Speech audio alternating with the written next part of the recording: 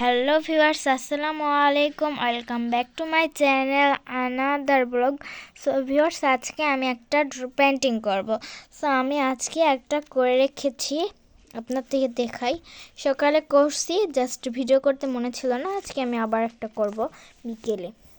So আজকেরটা হবে একটা গাছ আর ওইদিকে ঘাস ঘাস এরকম দৃশ্য। সো দেখুন, আমি গাছ আঁকানোর জন্য আগে রং মাটি এঁকে নেই।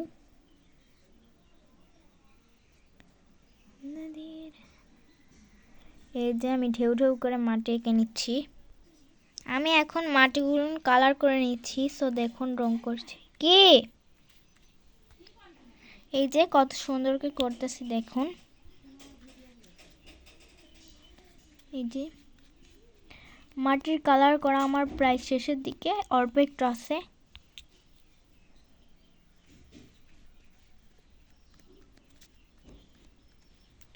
এই যে শেষ। এখন আমি এর উপরে গাছ এঁকে নিব। এটা এখানে একটু আঁক পড়ে গেছে, সো আমি এটাকে এখন রিমুভ করব। রিমুভ করার জন্য এই যে আমি এক নিয়ে নিয়েছি সাদা কালার দিয়ে। আমি কালারটা খুলে নিলাম।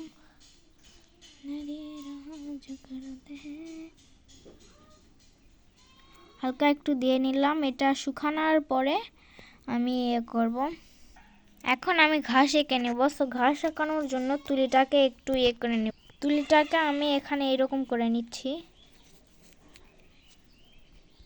এখন আমি সবুজ কালার আর টিয়া কালার মিক্স করে একটা কালার বানিয়েছি, সেটা অনেক দিন।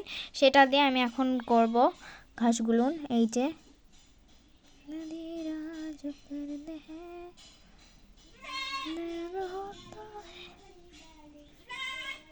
যে আমি এইভাবে করে নিচ্ছি ঘাসগুলো। এইভাবে আমি সবগুলা করে নিব। আমি একটুকু জায়গা ফাঁকা রেখেছি, কারণ এখানে একটা বড় গাছ আঁকবো। সো আমি বড় গাছ আঁকানোর জন্য এই যে এই কালারটা ইউজ করব। সো আমি গাছ আঁকিয়ে নিচ্ছি। গাছটাকে আমি একটু এই মাটি কালার করার পরে একটু সাদা কালার দিয়ে করে নিচ্ছি।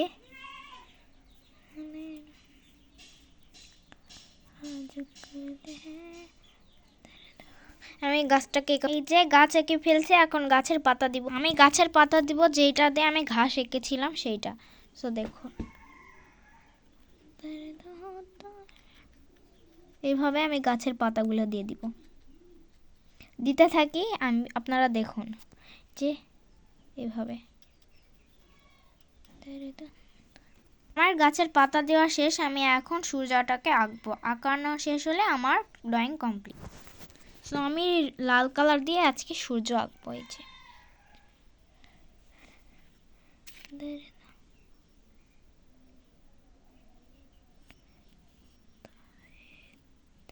আমি সূর্যটা এঁকে নিয়ে আপনার এই যে হয়ে গেছে। আজকের মতো একটুখানি। সবাই like, subscribe and comment share করুন।